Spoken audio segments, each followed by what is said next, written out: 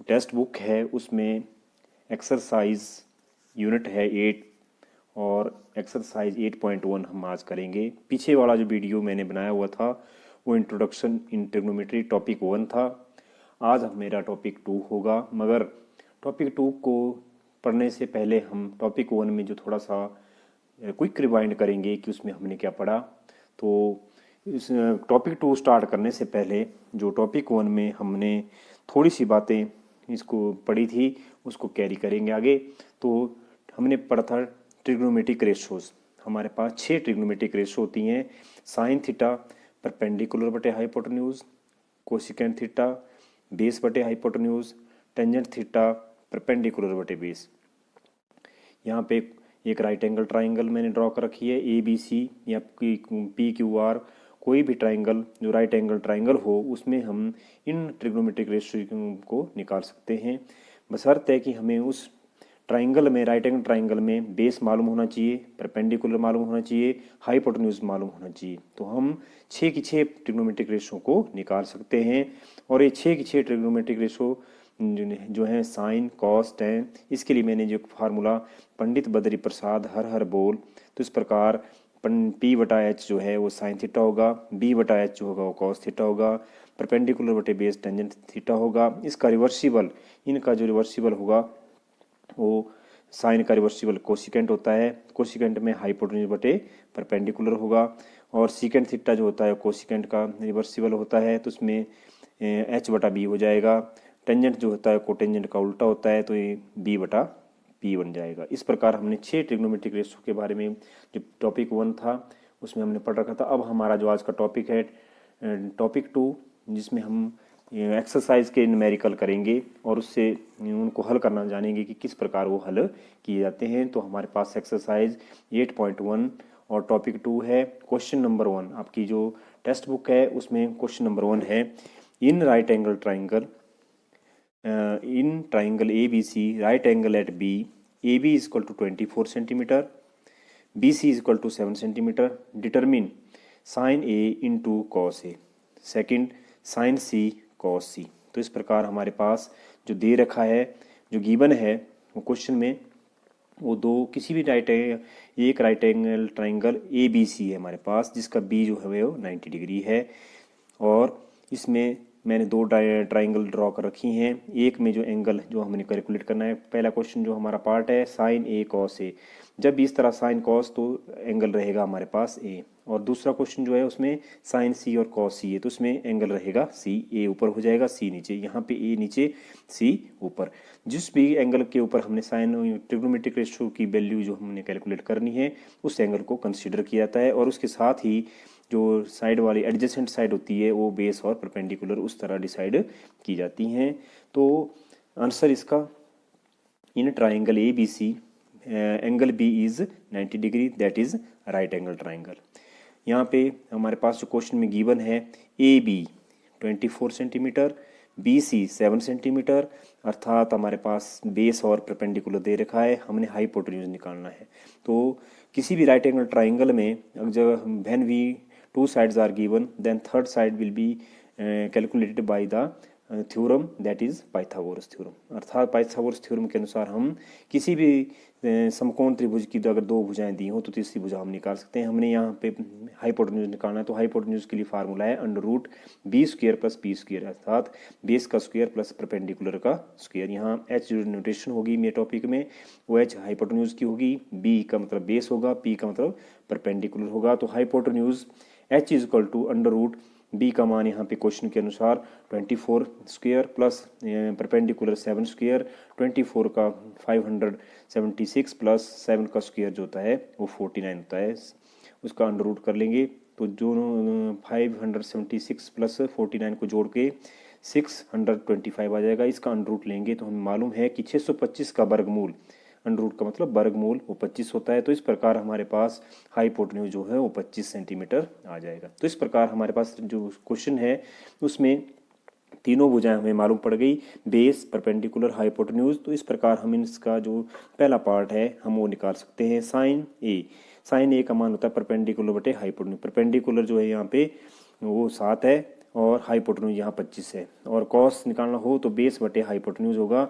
Base यहाँ 24 है और हाइपोटेन्यूज 25 है। तो इस प्रकार इन दोनों को गुणा कर देंगे, sign A into cos A, into का मतलब गुणा। तो यहाँ पे 7 अभी हमने ऊपर निकाला, 7/25 को 24/25 से गुणा कर देंगे तो हमारे पास 168/625 आ जाएगा। इसी क्वेश्चन का जो सेकंड पार्ट है उसमें हमारे पास निकालना क्या है, हमने साइन सी की गुणा कॉस सी से करनी है। तो साइन सी क्या हो जाएगा, यहाँ पे एंगल सी नीचे लिया जाएगा जिसको हमने कंसीडर करना है। यहाँ पे इसका बेस बन जाएगा और ये परपेंडिकुलर बन जाएगा। तो यहाँ परपेंडिकुलर जो है 24 है और हाइपोटेन्यूज 25 हमने निकाला इसमें। तो 24/25 हो जाएगा। कॉस सी हो जाएगा बेस बटे हाइपोटेन्यूज। बेस यहाँ पे 7 है, हाइपोटेन्यूज 25 है। दोनों को हमने question according to question sine C into cos C निकालना है। तो साइन सी हमारे पास 24/25 है और कॉस सी 7/25 है। तो 24/7 168 और बटे 625। तो आंसर दोनों का सेम है, मगर एंगल की जो पोजीशन है वो trigonometric according to question different है। तो ये हमारे पास क्वेश्चन नंबर 1 है। Exercise 8.1 question number 2, in figure P Q R find tangent P minus cot P. हमारे पास फिगर दे रखी है पी क्यू आर, जिसमें क्यू जो है 90 डिग्री है, राइट एंगल ट्राइंगल है, और जहाँ पे हमने tan पी और माइनस कॉट आर का मान ज्ञात करना है। फिगर में हमारे पास पहले ही दे रखा है कि हमारे पास परपेंडिकुलर जो है वो 12 है और हाइपोटेन्यूज 13 है। तो इसमें ये जो डायग्राम फिगर का जो क्वेश्चन है हमें पहले ही बुक में दे रखा है। इसमें से हमने जो गिवन फिगर है उसमें से हमने tan p minus cot r निकालना है। तो answer, in triangle P Q R angle Q is right angle. ये जो क्यू एंगल है वो राइट एंगल ट्राइंगल 90 डिग्री का है। तो इस प्रकार हमने हमारे पास जो फिगर दी है इसमें हाइपोटेन्यूज दे रखा है और एक साइड दे रखी है, हमने दूसरी साइड इसमें निकालनी है।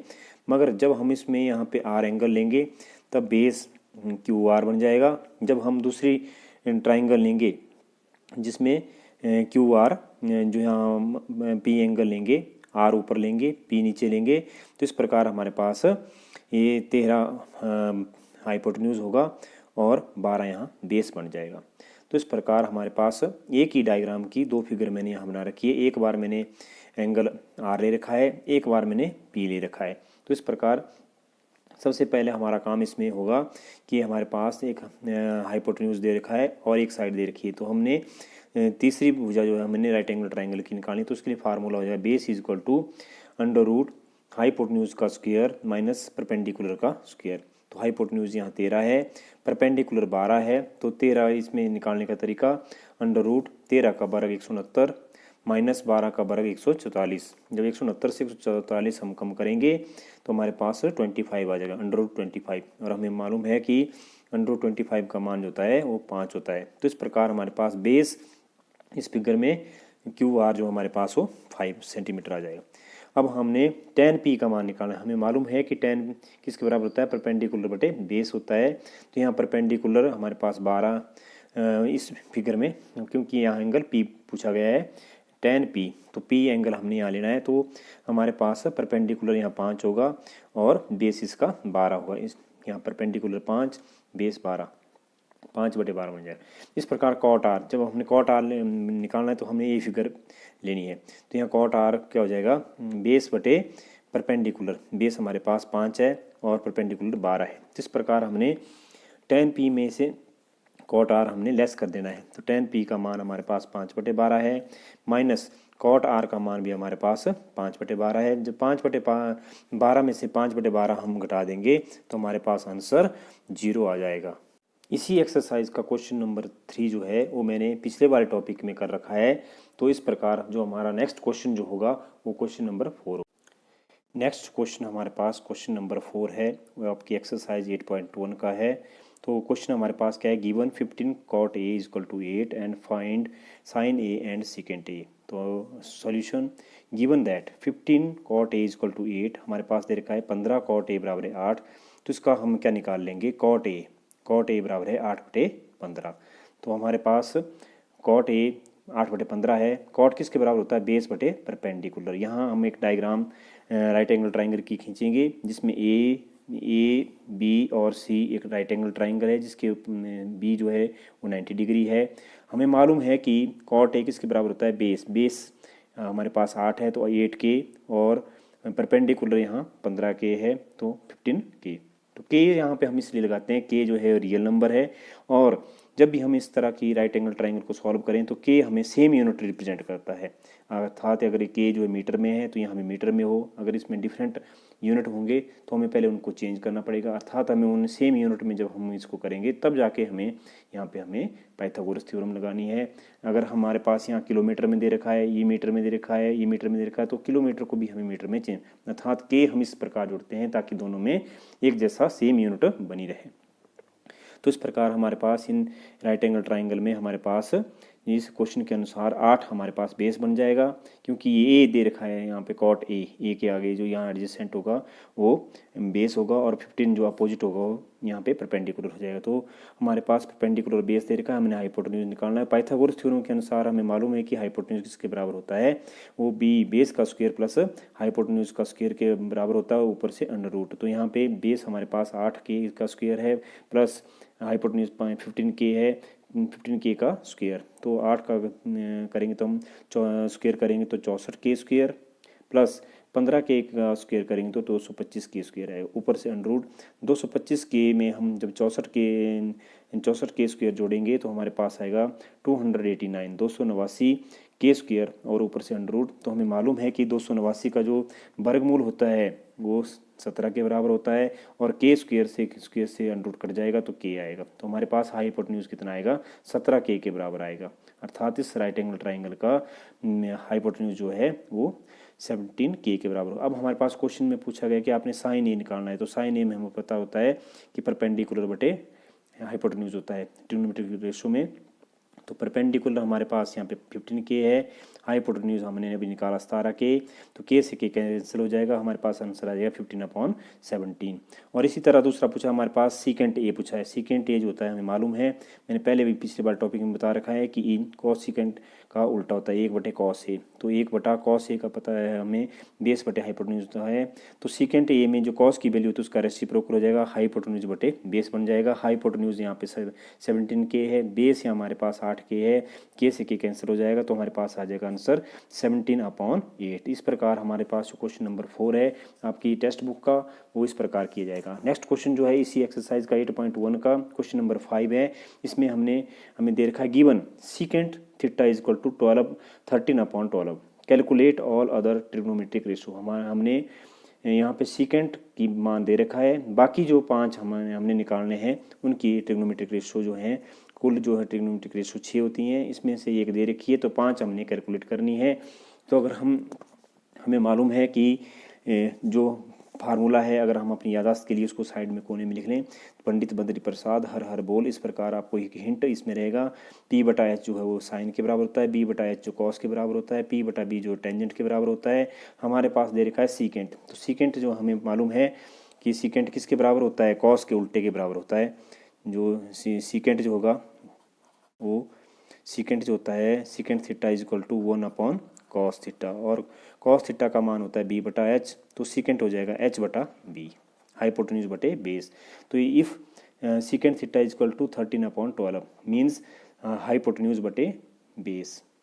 तो हाइपोटेन्यूज का मान हम यहाँ एक triangle right angle triangle draw करेंगे, जिसमें हमारे पास मैंने यहाँ PQR एक राइट एंगल ट्राइंगल ड्रॉ कर रखी है, जिसमें Q जो है वो 90 डिग्री है, राइट एंगल है।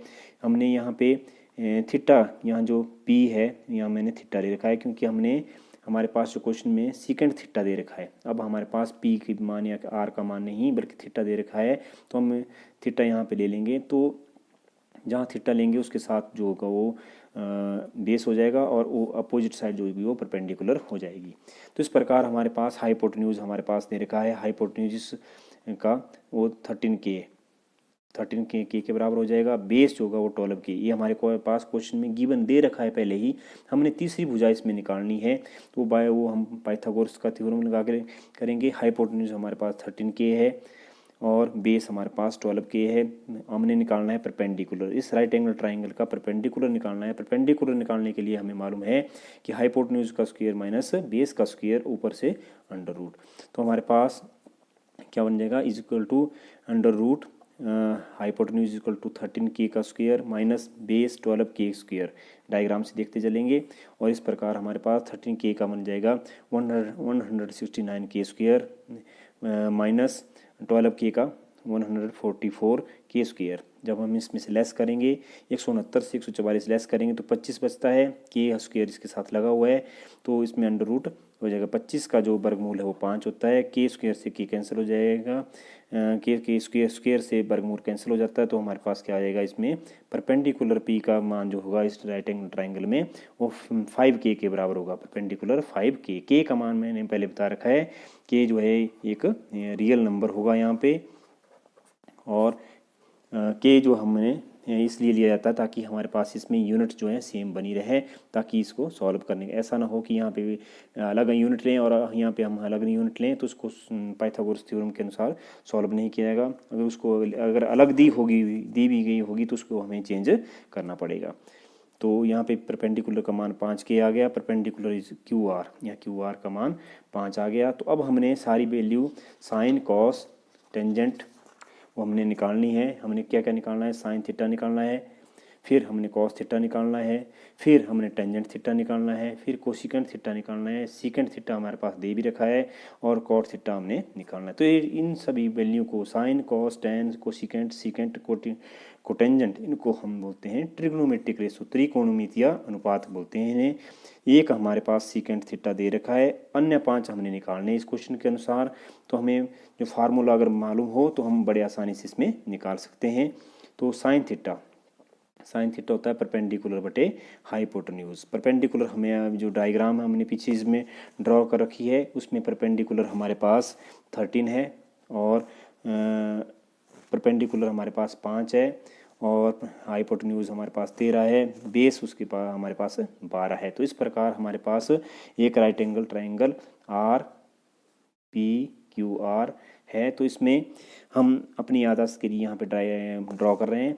हमारे पास परपेंडिकुलर हमारे पास 5 है और हाइपोटेन्यूज 13 है, तो हमारे पास साइन थीटा का मान बन जाएगा 5/13। इसी प्रकार कॉस होता है बेस बटे हाइपोटेन्यूज, बेस यहाँ पे 12 है और हाइपोटेन्यूज 13 है, तो यहाँ के से के कैंसिल होता चलेगा तो हमारे पास के से के, तो हमारे पास कॉस थीटा क्या आ जाएगा 12/13। इसी प्रकार टेंजेंट होता है परपेंडिकुलर बटे बेस, परपेंडिकुलर इसका 5 है, बेस इसका 12 है, तो 5/12 के से के कैंसिल हो जाएगा तो हमारे पास टेन थीटा जो है वो 5/12 आ जाएगा। इस प्रकार कोसिकेंट मैंने पहले कहा है पिछले बार टॉपिक में, कोसिकेंट जो होता है वो साइन का उल्टा होता है, रिवर्सिबल होता है। तो एक के बटे में रिवर्सिबल वाली रकम को 1 के बटे में लिखा जाता है हमेशा।